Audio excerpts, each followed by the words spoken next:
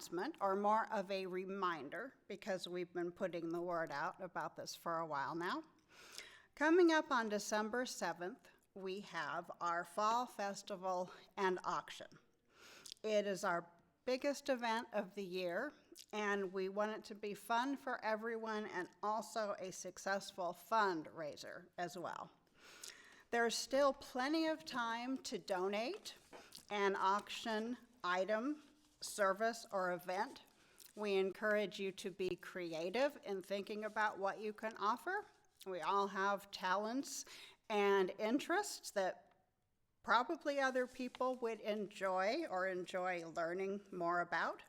So for some examples, you can offer handcrafts, baked goods, a movie night, or a gardening or cooking activity, or a scrapbooking session.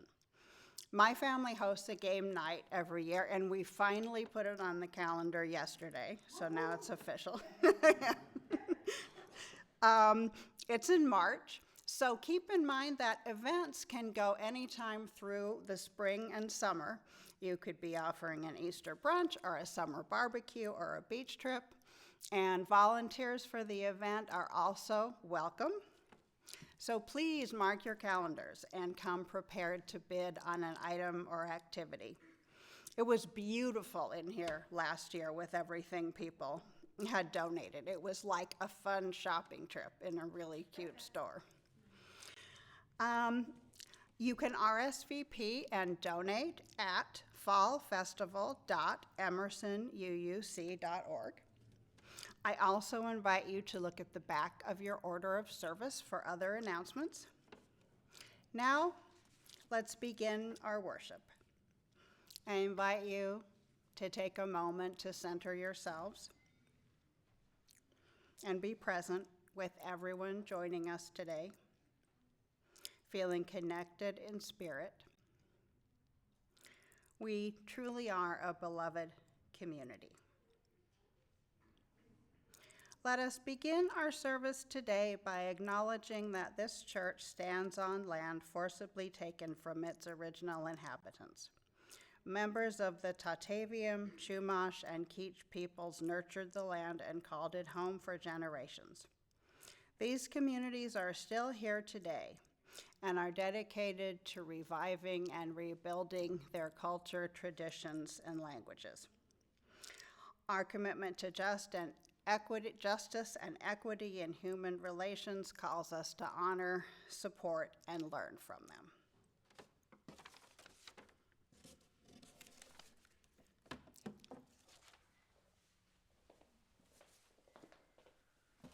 Good morning.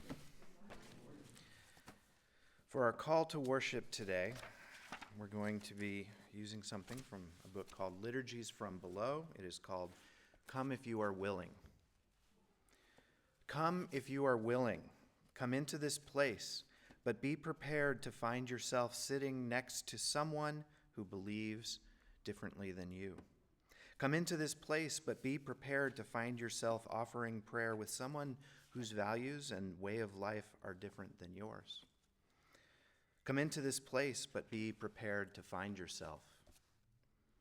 Be prepared to find yourself in dark places, dark thoughts that you would prefer to remain unacknowledged. Be prepared to live in a world that can never match your memories of what it used to be or dreams of what it might be. Be prepared to know you are loved, but be prepared also for the outrageous news that every other human being is loved no more and no less, no matter what you or they do. Come if you will, but be prepared for an uncertainty that will not quickly be resolved, for a discomfort that will not easily be salved, for a hunger that will not willingly be satisfied. Come if you are willing. And now for our chalice lighting. If you'll light the chalice, please. It's from the Passover Haggadah. May the light we now kindle inspire us to use our powers to heal and not to harm, to help and not to hinder, to bless and not to curse, to serve you, Spirit of freedom.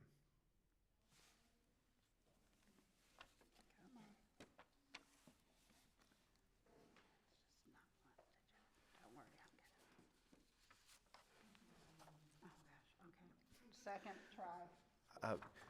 While we are lighting the chalice, I don't know if you normally stand or sit while reading the covenant, but if you will do whatever you normally do for the covenant, whether that is standing or sitting, please do so, and I will read it along with you.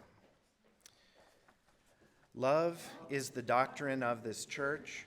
The quest for truth is its sacrament, and service is its prayer.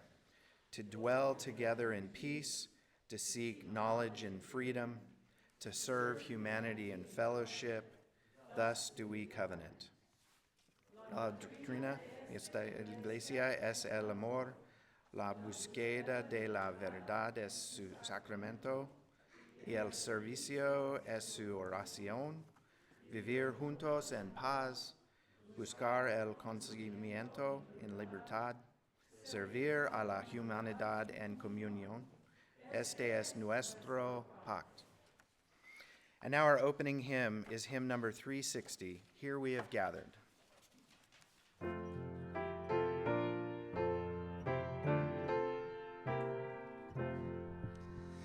Here we have gathered side by side, circle of kinship, come and step inside. May all who seek here find a kindly word.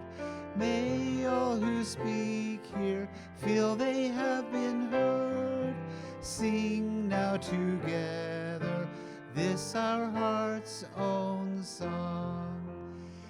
Here we have gathered, called to celebrate days of our lifetime, matters small and great. We of all ages, women, children, men, infants and sages, sharing what we can, sing now together this our heart's own song. Life has its battles, sorrows and regret, but in the shadows let us not forget. We who now gather know each other's pain. Kindness can heal us, as we give we gain. Sing now in friendship this our heart's own song.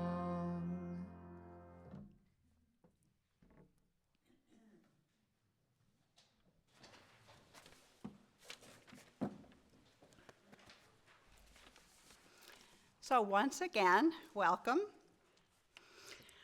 Emerson has been a welcoming community offering a home for open and inclusive spirituality in the West San Fernando Valley for 70 years. I love the words of the call to worship because that is exactly what we're all about. That was beautiful. And we're grateful that our UU faith provides a foundation to come together in a community of people with varying beliefs whose greatest commitment is to acknowledge what is meaningful and sacred across that diversity.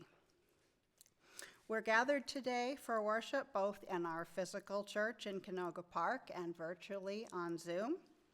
For everyone joining us in both spaces, I extend a warm welcome and thank you for being here. Your presence is deeply appreciated.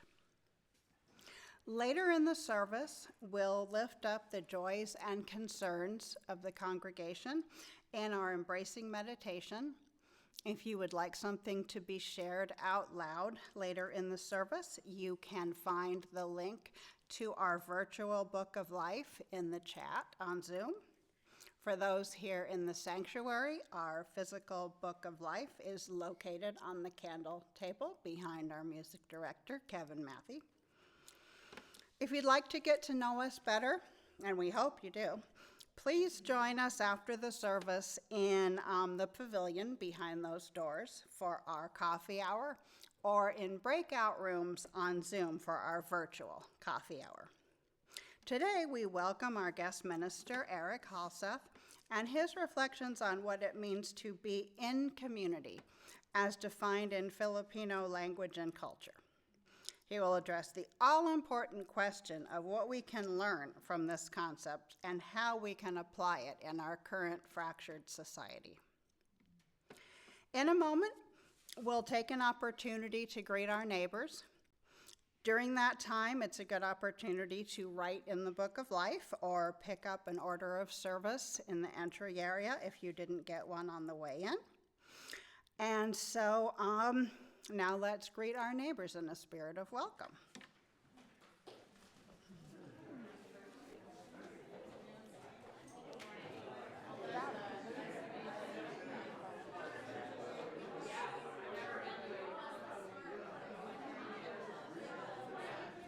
He uses a lot of Christian language, and so I had Oh, to take out a little bit so that it's okay. It was very smooth, I think.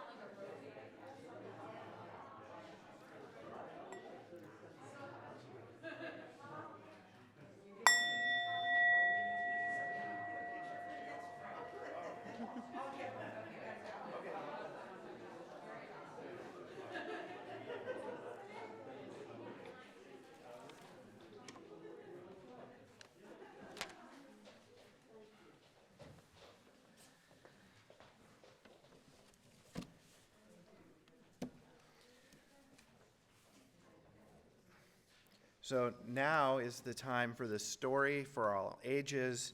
Indeed, I brought a story that has the word story in the title. It's called The Story Blanket.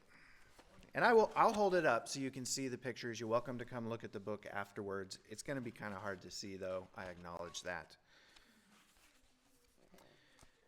Deep in the snow-covered mountains was the tiny village where Baba Zara lived.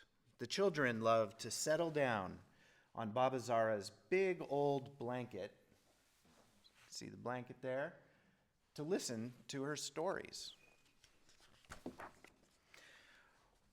One day, Baba Zara noticed that there was a hole in Nikolai's shoe. When the children left, she decided to knit Nikolai some nice warm socks.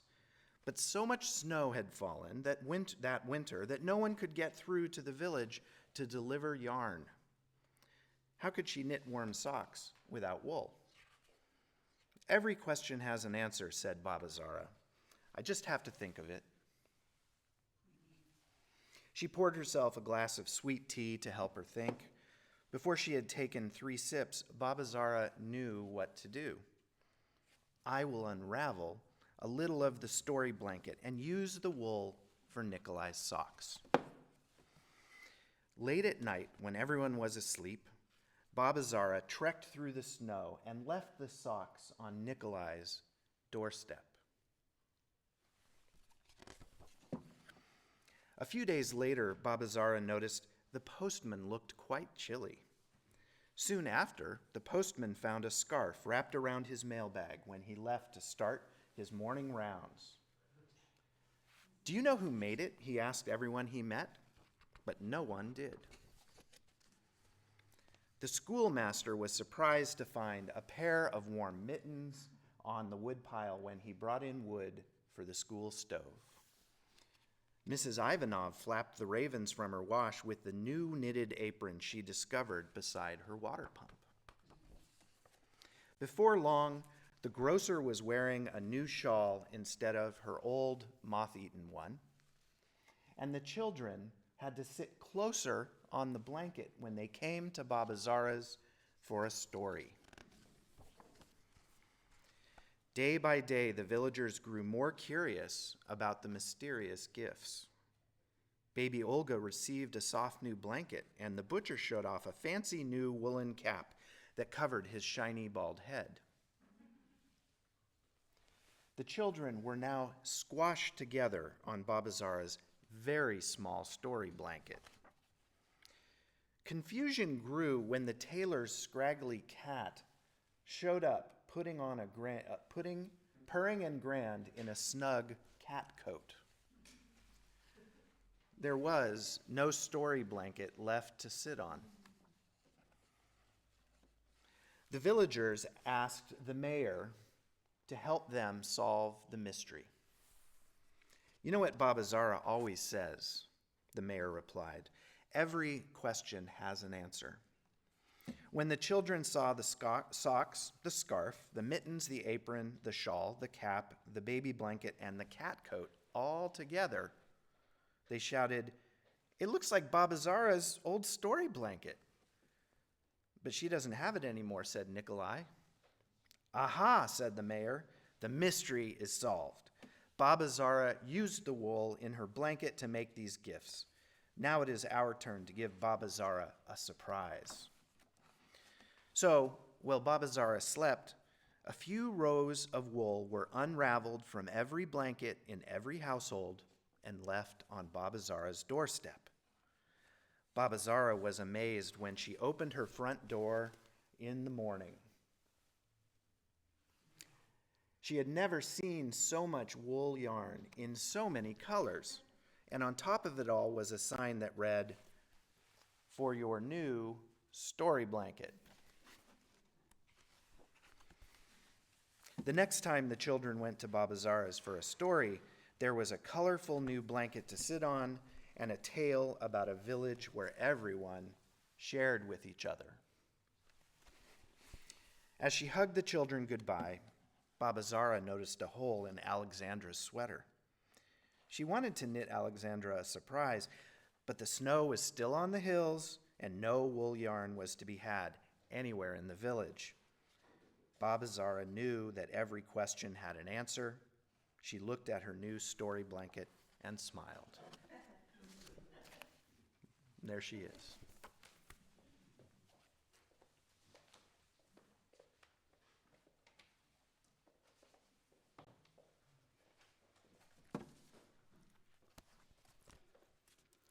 Please join me for our Unitarian Universalist affirmation. We are people of, I thought I knew it so well. We are Unitarian Universalists, a people of open minds, loving hearts, and welcoming hands. I was just testing you.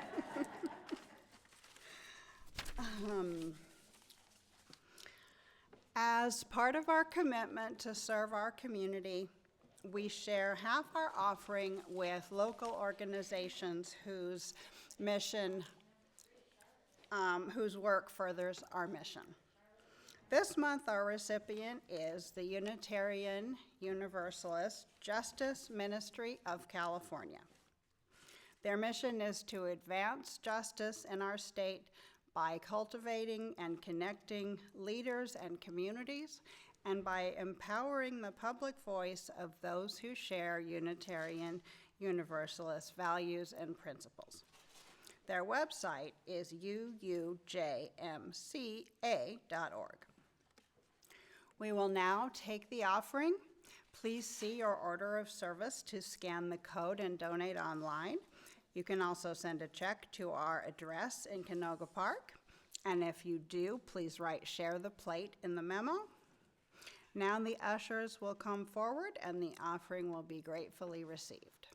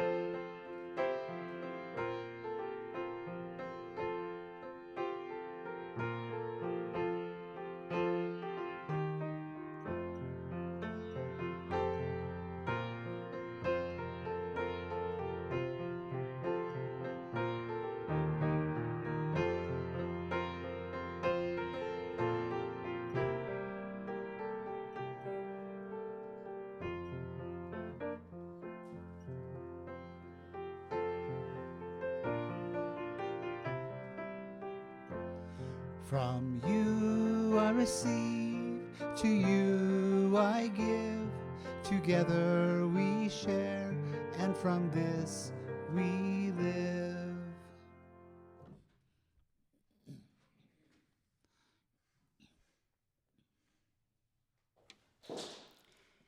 Each week, we lift up the joys and sorrows, the celebrations and concerns that have been written in our book of life.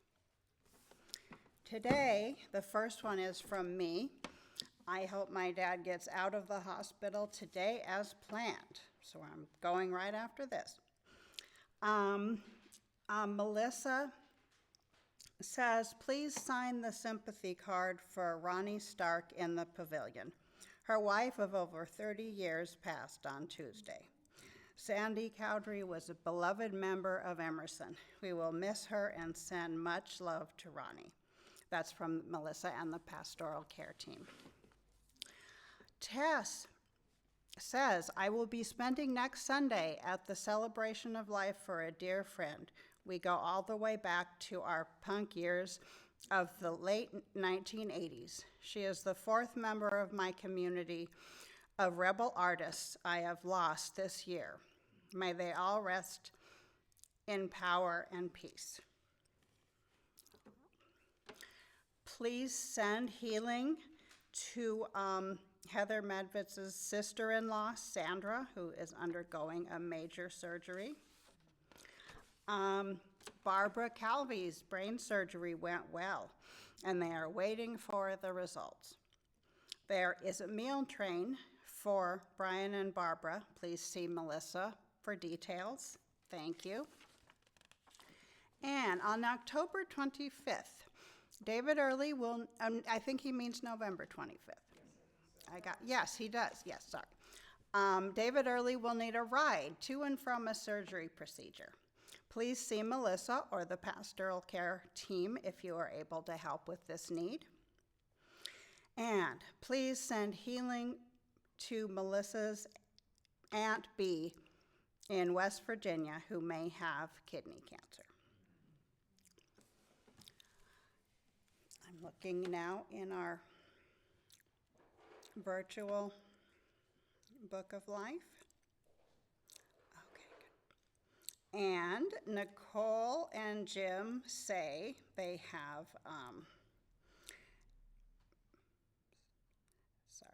a joy. We have a couple friends coming to dinner tonight, one from out of town. With Jim and I both being immunocompromised, it is a big deal when we get to see our friends in person. Since everyone needs to mask, we will eat outside on opposite ends of the table. Friends are such a blessing. All right. Okay, looking for the, and I believe that's the only one for today.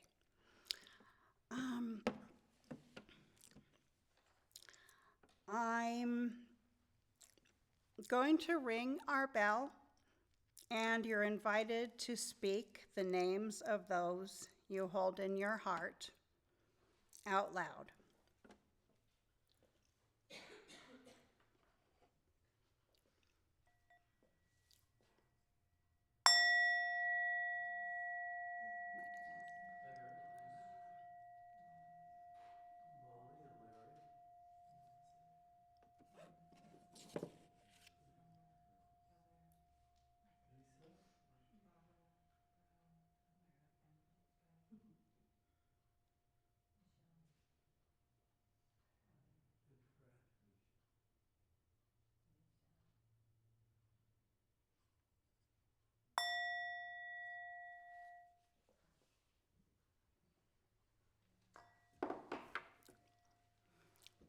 For all that has been spoken and all that remains unspoken in the silent sanctuary of our hearts, we hold all of these in the embrace of this beloved community.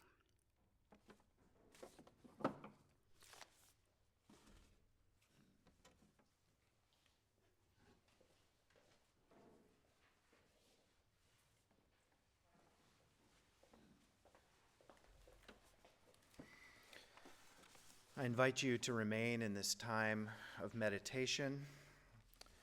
Listen to the following prayer, close your eyes, and bathe in the words. The prayer is called Resisting Powers of Destruction. One of the prophets said, "When they bring you in front of the judges, do not try to find out in advance what you are going to say. It will be given to you in the right moment." Divine Universe, we come to you as we are, not always very strong and courageous. We pray, give us a clear understanding of what is going on. Give us the strength to fight for justice. Let us hear your call so that we can follow in your footsteps and speak out for those who have been made speechless. You said 100 times, "Be not afraid." So let all fear vanish like the dust that is blown away in the wind. And let us know deep in our hearts that we shall overcome.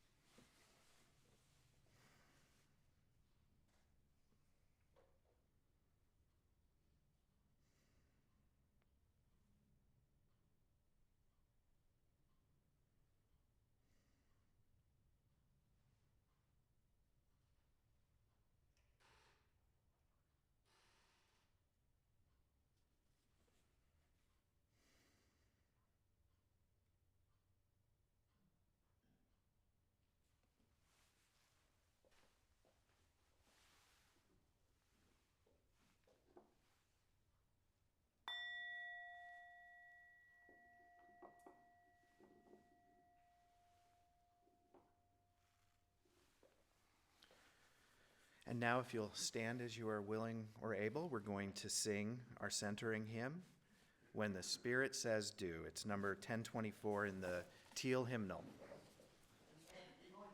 Times, and I like the song. I don't know, we need to do this more. Anyway, it's one of those songs where we just change one lyric every time. So we'll start, you got to do what the Spirit says do, and then next verse will be sing, then dance, then laugh, then shout, and then back to do again. So I'll call out, since it's probably not going to be on the lyrics, I'll call out at the end of the verse what the next word is. But anyway, so there. All right, here we go. You got to do what the Spirit says do. You got to do what the Spirit says do. When the Spirit says do, you got to do. Oh Lord, you got to do what the Spirit says do.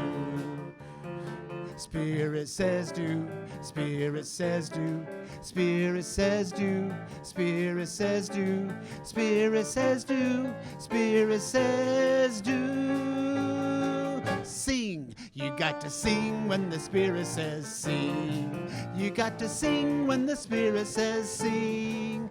When the Spirit says sing, you gotta sing, oh Lord, you got to sing when the Spirit says sing. Spirit says sing, Spirit says sing, Spirit says sing, Spirit says sing, Spirit says sing, Spirit says sing. Dance, you got to dance when the Spirit says dance. You gotta dance when the Spirit says dance. When the Spirit says dance, you gotta dance, oh Lord, you gotta dance when the Spirit says dance. Spirit says dance, Spirit says dance, Spirit says dance, Spirit says dance, Spirit says dance, Spirit says dance. Laugh, you got to laugh when the Spirit says laugh. You gotta laugh when the Spirit says laugh. When the Spirit says laugh, you gotta laugh, oh Lord, you got to laugh when the Spirit says laugh. Spirit says laugh, Spirit says laugh, Spirit says laugh, Spirit says laugh, Spirit says laugh, Spirit says laugh. Shout, you gotta shout when the Spirit says shout. You gotta shout when the Spirit says shout. When the Spirit says shout, you gotta shout, oh Lord, you gotta shout when the Spirit says shout. Spirit says shout, Spirit says shout, Spirit says shout, Spirit says shout, Spirit says shout, Spirit says shout. Do, you got to do when the Spirit says do. You gotta do when the Spirit says do. When the Spirit says do, you gotta do, oh Lord, you gotta do when the Spirit says do. Spirit says do, Spirit says do, Spirit says do, Spirit says do, Spirit says do, Spirit says do, Spirit says do.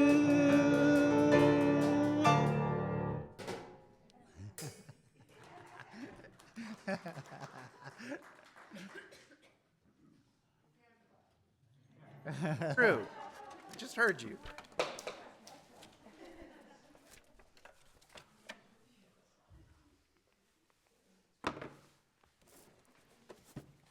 How many of you work from home? I see a few hands going up. If you're not familiar with what it takes to work from home, it's a lot like working in any office setting. You need a place to sit or stand, preferably without interruption, which, depending on who lives with you, can be difficult to find. You need a desk or a countertop or a table or your lap if you have a laptop. If you're going to be sitting in a chair, it needs to be comfortable. You know what else is nice? A cat or a dog. They're a good reminder that there are some things other than our job or ourselves to think about. Kids are good for that too, but do make it a little more difficult to work. And there's one other thing. What was it? Internet. We need internet when we work from home. Having access to the internet, it's pretty much a requirement for this. About 3 weeks ago, my internet went out.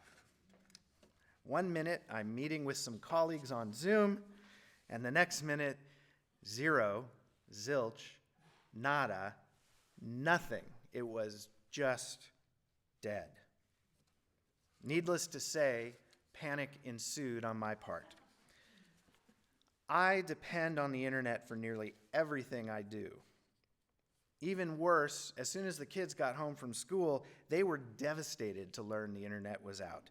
For them, it was like riding in a car and not knowing how soon the trip was going to be over. When's the internet coming back? Is it working? I am so bored. Once I had checked all the equipment, I scheduled the next available appointment, and then wondered what I was going to do for the next day and a half while I waited for the technician to arrive. Anyways, to make a long story shorter, the technician showed up on time, looked over all the equipment, and then said he couldn't fix it because it was the fiber optic cable that went from somewhere down the street on the top of a pole, past 3 or 4 houses, and then into my place. He called in a team to come run some new cable and then left. So day 3 arrives along with the crew that was going to fix everything. They did not fix it and left a huge mess of cable, a junction box hanging off of the wall of the house, and 2 kids, a grandma and a pair of adults, all wondering what they were going to do with no streaming, games, or Google. So I called the first guy back. He showed up a couple of hours later at the end of the day, and he was angry. And then he was more angry when he saw all the mess of cabling that was all over the backyard, was hung up on the side of the house in a big loop of like 100 extra feet of fiber optic cable, and the junction box that was hanging off of the wall of the house. He said some very choice things that I'm not going to repeat for you.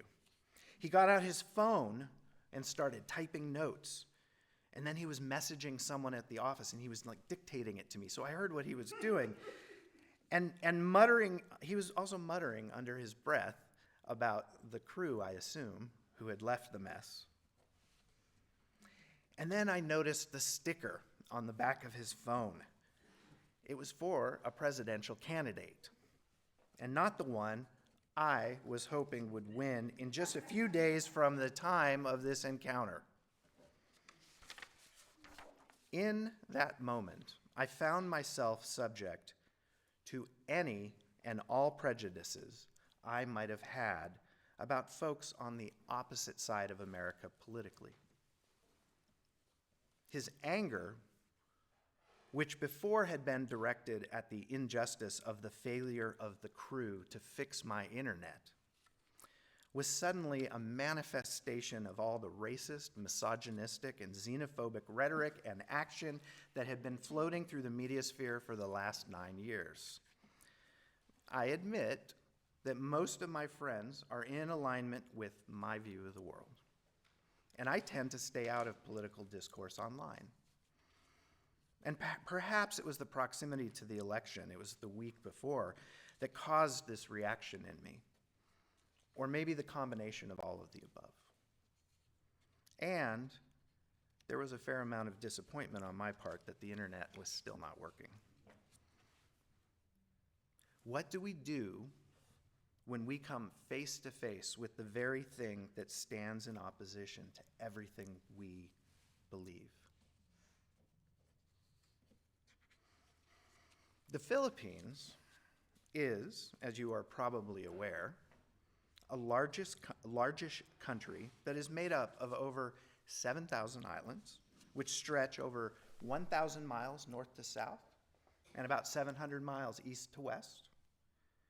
Because of this large geographical dispersion and the isolated nature of living on mountainous islands, many different languages, or dialects, as Filipinos would say, exist. There are 2 official languages in the Philippines, English and Tagalog. Both of these are learned in school, with a 3rd language also part of many people's lives, depending on where they live. Of the indigenous languages, the most spoken is Tagalog, with about 28 million people speaking it at home, primarily in the area around Manila on the island of Luzon. Second is the Bisayan family of languages, spoken by about 20 million people, spread among the islands of Cebu, Mindanao, and other islands in the areas around those 2 islands. One day, maybe 18 months ago, our family went to Seafood City in Oxnard, right around the time of its grand opening, It's a Filipino grocery store, and we're still waiting for one to open in Thousand Oaks. Not going to happen.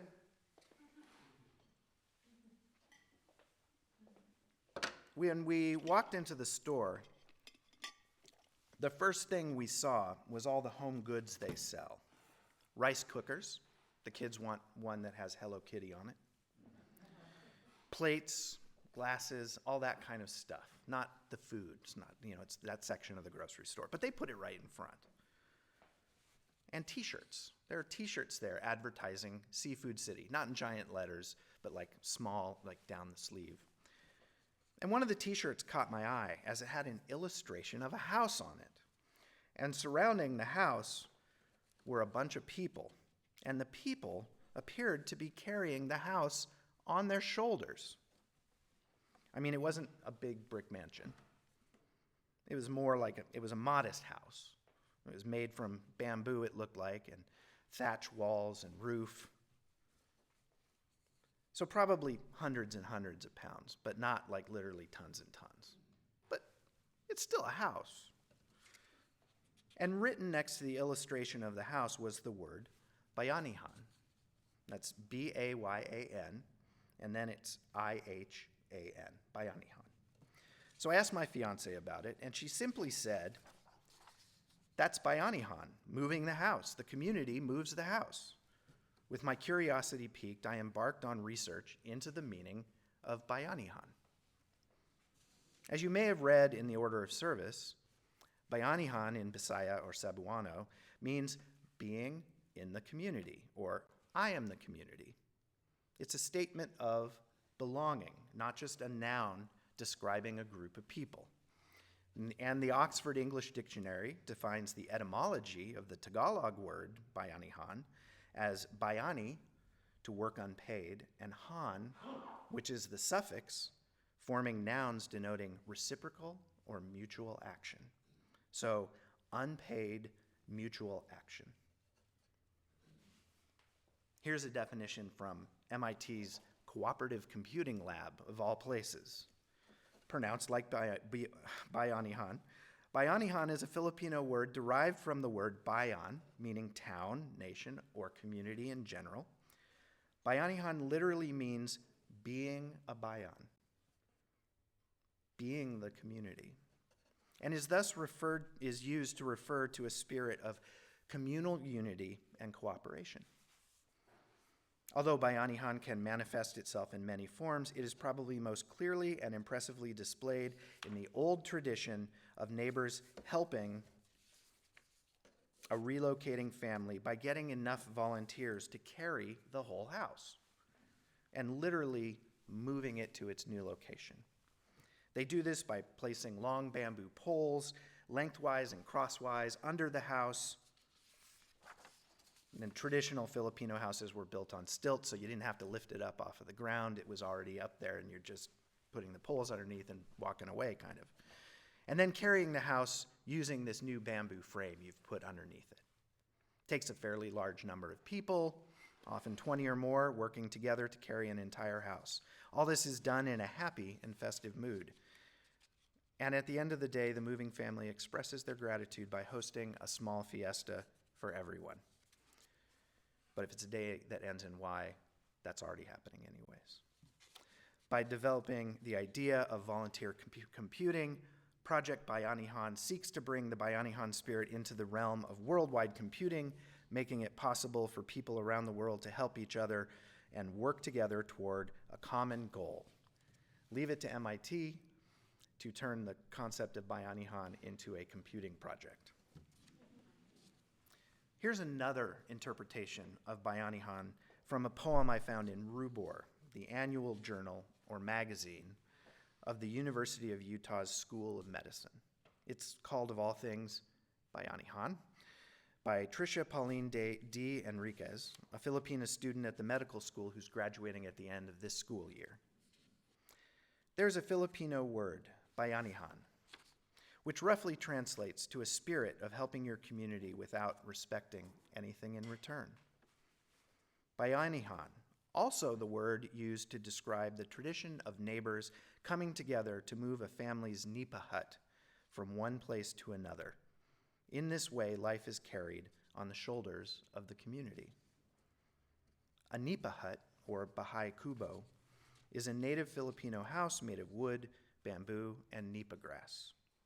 In Bayanihan, the bahay kubo is uprooted using bamboo poles hoisted on the shoulders of 20 or more people and moved to a new location. The bahay kubo being carried often contains the family's belongings and even family members incapable of making the trek. The community moves as a single group, all vital parts of the same journey, all equally contributing to accomplish the goal. Life is carried on the shoulders of the community. I like this medical student's way of explaining Bayanihan better than the MIT cooperative computing version. But at the end of the day, both definitions are saying roughly the same thing. Bayanihan imparts a feeling of being intrinsically part of the community, whether a cooperative computing group or carrying a house on our shoulders. When we consider the community, not just being part of a community, but being the community takes on more meaning as the self and the other take on equal importance. And here we are, post-election, where we are not having a kumbaya moment with approximately half of our fellow Americans. We may be as out of community as a country as we have ever been. If you recall my story earlier about the internet at my place going out and the visit from the technician with the candidate sticker on his phone, I'm certainly not an exemplar of how to live into our principle of love at the center of everything. My visceral reaction to the technician's anger, representing all the anger we have seen over the last 9 years, is exactly the opposite of how we should react.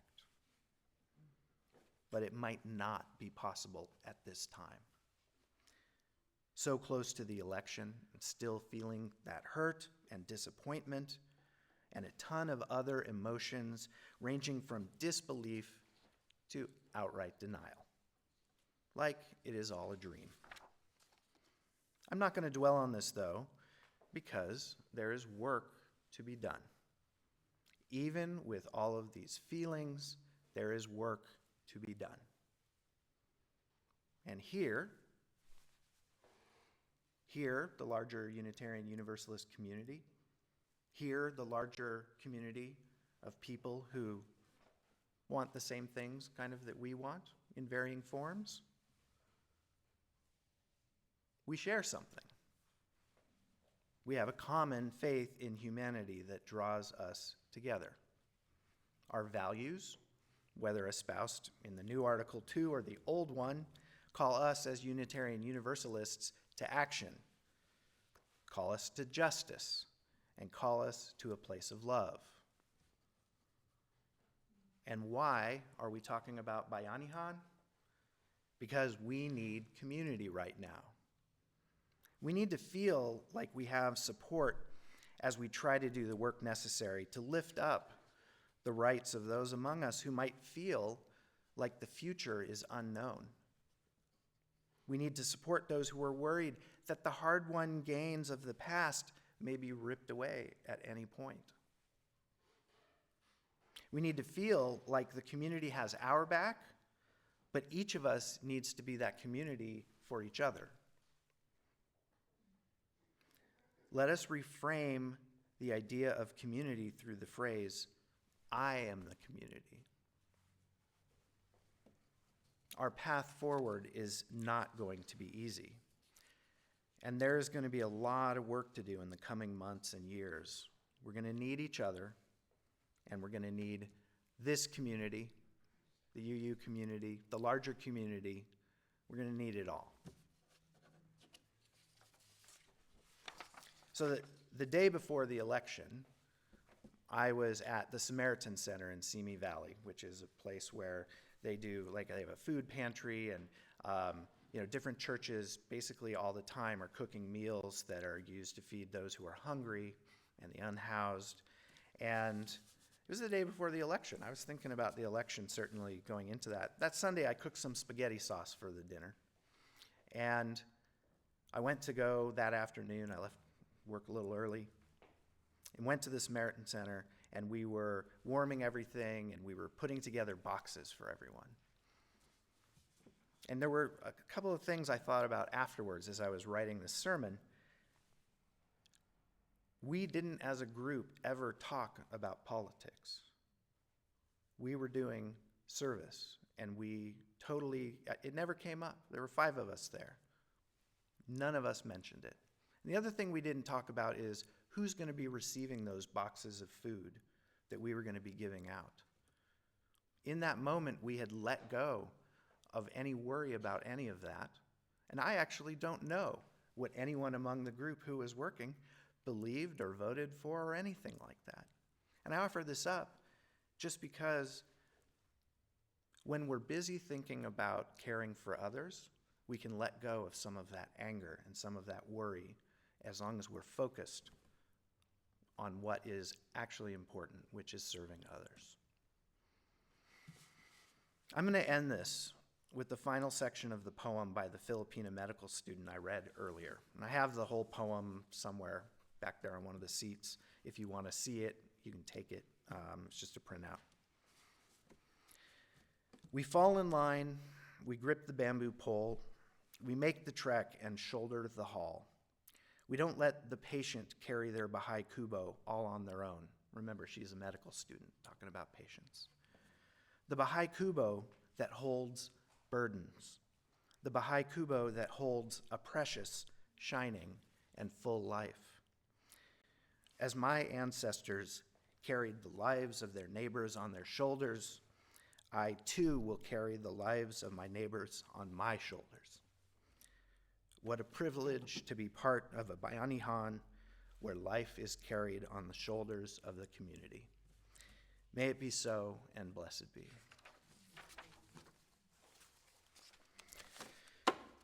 And now we have our closing hymn, Woyaya.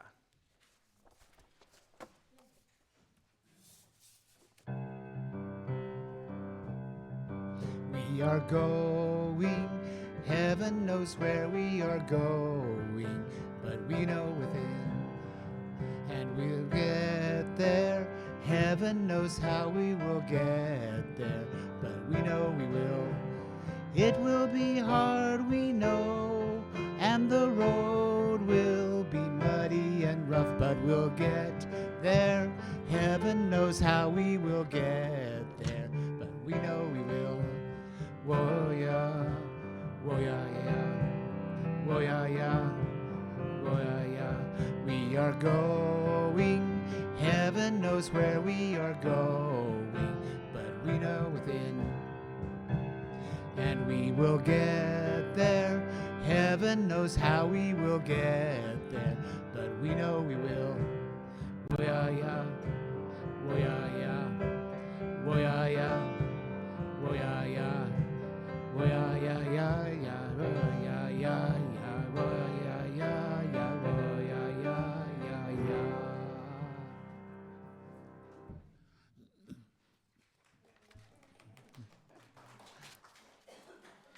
And now we'll extinguish the chalice and join together in saying the words. I don't remember which one it is. Am I extinguishing it? I'll extinguish it. We extinguish this flame, but not the light of truth, the warmth of community. That's not going to extinguish. Or the fire of commitment. These we hold in our hearts until we are together again.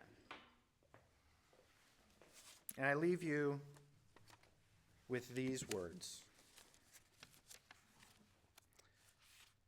Give us the blessing of an open mind, without imposed borders, without acquired prejudices. Give us the grace of deep breath, able to inhale all of the pains and all of the hopes of the suffering people, and exhale new life that is shared, generous, and supportive. Give us the impulse of an embrace that unites memory with promise, history with project, enhancing the present with the flavor of full life. Give us the certainty of a just earth with space and opportunity, food and dignity, work and rights for each human being and their rich and valuable diversity. May it be so.